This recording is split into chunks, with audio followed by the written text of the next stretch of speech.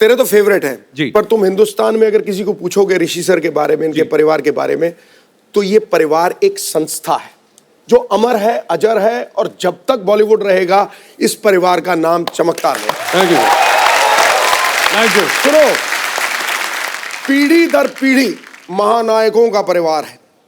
चमक है कोहिनूर की, हर सितारे में जलवा हजार है। इनके वजूद का अंदाजा इस बात से लगा लो यारो, सागर की गहराई से अंबर की ऊंचाई तक इनका रुतबा बेशुमार है। क्या बात है। ये जो बुक आपको ऋषि सर ने गिफ्ट की है, पढ़िएगा, बड़ा मजा आएगा। खुल्लम खुल्ला इसका टाइटल है, जैसे ऋषि सर का स्वभाव है, सब कुछ खुल्लम खुल्ला। सर खुल्लम खुल्ला ही आपने टाइटल क्यों रखा? एक तो ये गाना मैंने ही गाया था जी, और दूसरा मेरे ख्याल से जो मैंने इसमें साबित किया है या कहना चाहा है जी, वो एक ऑनेस्ट व्यू पॉइंट है मेरा। बहुत लोग छुपा देते हैं, बहुत लोग कुछ नहीं बोलते हैं, तो मैंने सब कुछ जितने जो कहना था कह दिया। अब मैं लगता है कि मैंने कोई पाप नहीं किया, अपने कन्फेशन करके मैंने सब कुछ खुलासा कर दिया। सर आपको इसकी सक्सेस के लिए बहुत बहुत बधाई। Thank you. आइए ऋषि सर यहाँ विराजमान हो जाइए। जोरदार तालियां एक बार ऋषि सर के लिए।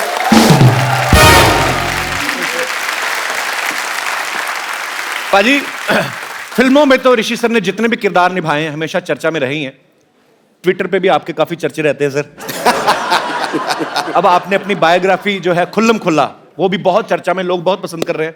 सर आपको चर्चा में रहने में मजा आता है? मतलब कि आप, पता नहीं, आपकी पर्सनैलिटी ऐसी कि ध्यान अपनी तरफ खींच ही लेते हैं आप। हालांकि एक ट्वीट करके मैंने भी काफी बवंडर खड़ा कर दिया था, पर जो आप करते हैं वो कमाल ही करते हैं।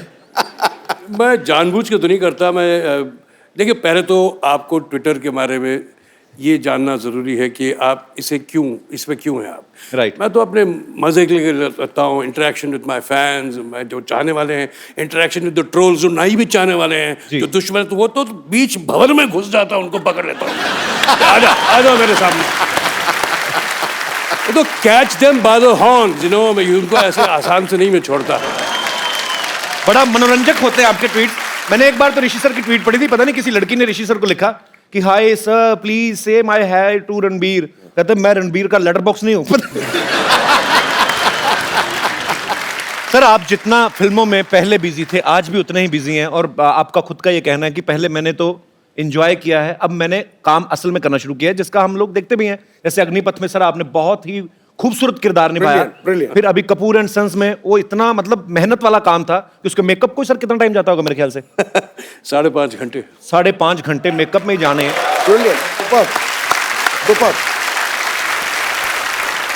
हमने सुना है कि ऐसा पहली बार होगा जब कोई एक्टर अपनी बायोग्राफी जो है वो खुद स्टेज पे परफॉर्म करके लोगों को दिखाएंगे। सर ये सच है कि आप स्टेज पे प्ले करने वाले हैं? ये डर डर के कह रहा हूं मैं, जी हाँ, कि मैं पहली बार अपनी ऑटोबायोग्राफी को ऐसे बैठ के आपके सामने सुनाने वाला हूं। क्या बात है, मजा आएगा सर। क्या बात।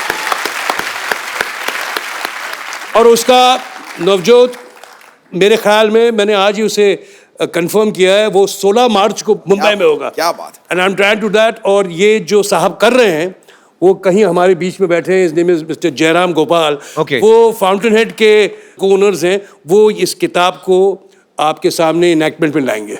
तो जयराम जी यहाँ पे मौजूद भी हैं। तो ये आपका आइडिया था कि ऋषि सर इसको परफॉर्म कर रहे हैं ऐसे करके?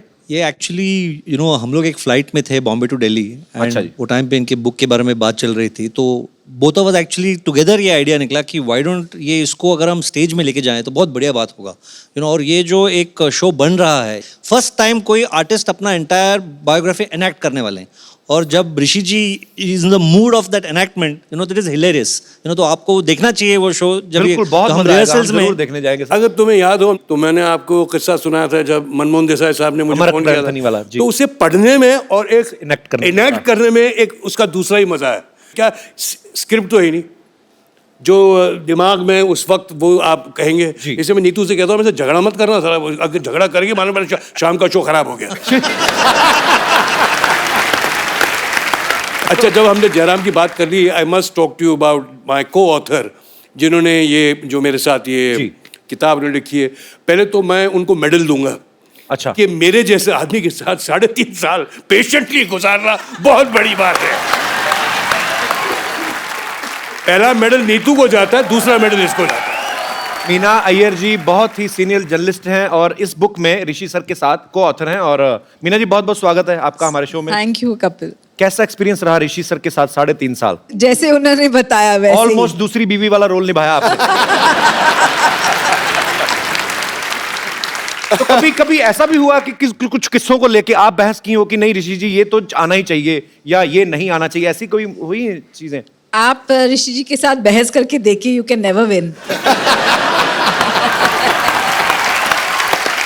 मुंबई में एक बहुत ही प्रसिद्ध थिएटर है पृथ्वी थिएटर। सर सब जानते हैं कि वो कपूर परिवार की देन है। सर आपने कभी बचपन में या कभी कॉलेज डेज में कभी किया थिएटर वगैरह? जी हाँ, एक बार पृथ्वी थिएटर के लिए मैंने प्ले में काम किया था। मेरा काम सिर्फ यह था कि सोने का, वो शादी का सीन था और मुझे बेड पे सोना था, बस यही मेरा रोल था। तो मैं सो ही रहा था। अच्छा ऋषि सर, आपने इतनी खूबसूरत फिल्में, इतने खूबसूरत टाइम पृथ्वीराज कपूर साहब से लेके राज कपूर साहब, मैं सर आपकी फैमिली का ही फैन हूं। मैं तो ये सोचता हूं कि एक कपूर फैमिली ऐसी है कि जब बच्चा होता ना पैदा तो हम सोचते हैं इसको डॉक्टर बनाएंगे। आपका तो कन्फर्म ही है कि ये सुपरस्टार ही बनेंगे। तो सर बहुत सारी बुक एडिट कर दी गई क्योंकि इतनी लंबी बुक भी आप नहीं लिख सकते, हालांकि सारे पार्ट्स हम सुनना चाहेंगे। कोई ऐसा किस्सा भी है सर जो हम डायरेक्ट ही सुन सकते हैं अभी आपसे? मैं आपको एक बात बताऊं, ये मैंने किताब लिखी क्यों जी, इसके 2 रीजंस हैं। एक तो लोगों का मानना है कि कोई एक्टर है तो उसका बेटा या बेटी तो कंफर्म स्टार है, जैसे आपने अभी कहा। अब बेसाख्ता आपने जो कह दिया, ये जो लोगों का सोचना है, ये क्लियर करने के लिए ऐसी बात नहीं है। मैं आपको बताता हूँ, मैं मानता हूँ कि मैंने फाके नहीं रखे होंगे, मैंने शायद रेलवे स्टेशन में मैं सोया नहीं होऊंगा, मैं एक अमीर बाप का बेटा, इसमें मेरा तो कोई फॉल्ट नहीं ना भाई। नहीं बिल्कुल। मुझे ज़रूर चांस तो ज़रूर मिल गया बॉबी में मैंने काम करने का, और बॉबी में जब काम किया मैंने बाय डिफ़ॉल्ट किया है, वो हीरोइन ओरिएंटेड स्टोरी थी।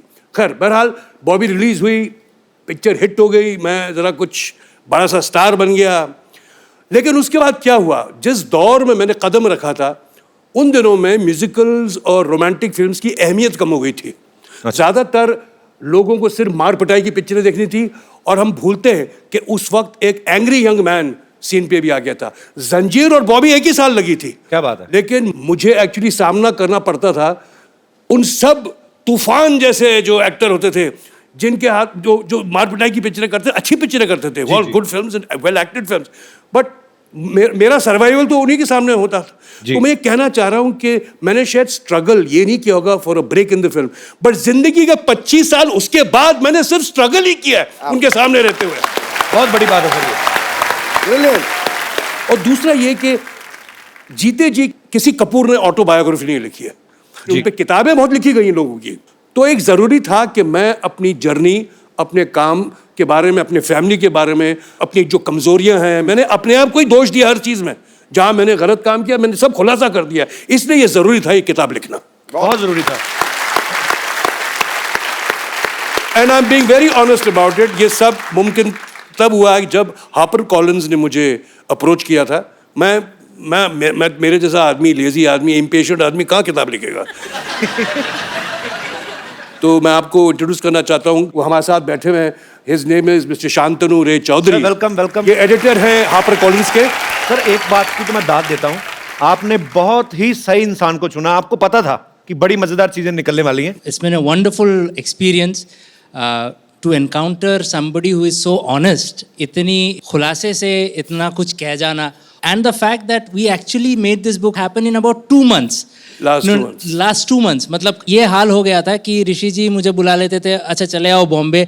पिछले 2 महीने से मैं घर में कम, इनके घर ज्यादा रहा हूँ। So मेरा राशन ज्यादा खाता था, घर का राशन कम खाता था। So much so कि मेरे कोलीग ये बोलने लगे कि तुम अब ये काम के लिए नहीं जाते हो, उनके लंच के लिए जाते हो। कांग्रेचुलेशन सर आपको, सारी टीम को। Thank you so much for coming. और लोग सुनना चाहते हैं बाजी, बिकॉज हम लोग आपकी फिल्में देख के बड़े हुए हैं। हमें लगता है कि यार ऋषि सर अच्छा क्या क्या खुलासा बड़े का तुम तो छोटे हो जा रहे हो यार।